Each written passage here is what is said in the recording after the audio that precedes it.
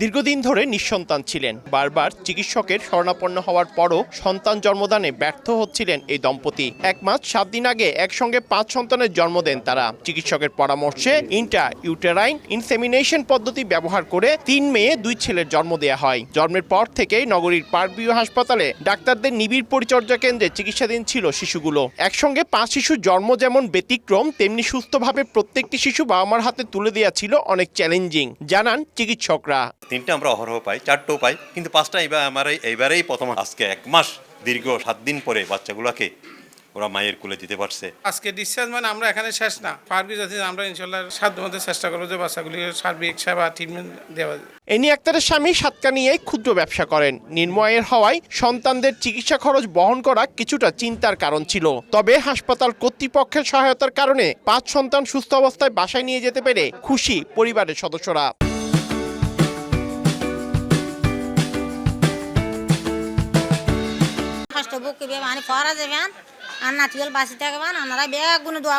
দশ বছর তাদের সন্তান হচ্ছে না, তখন আমরা তাদেরকে আইইউআই পদ্ধতিটা সাজেস্ট করি। কনসিভ করার পর আমরা আলট্রাসোনোগ্রাফিতে জানতে পারি তাদের 4টি বাচ্চা রয়েছে। যেদিন সিজারিয়ান সেকশন করলাম, দেখলাম 4টার পর আমি আরেকটা পাচ্ছি।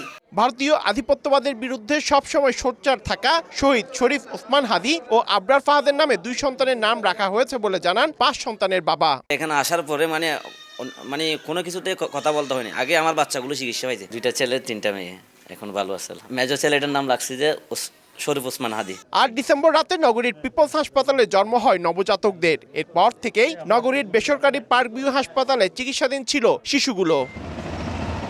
পার্থপ্রতিম বিশ্বাস, সময় সংবাদ, চট্টগ্রাম।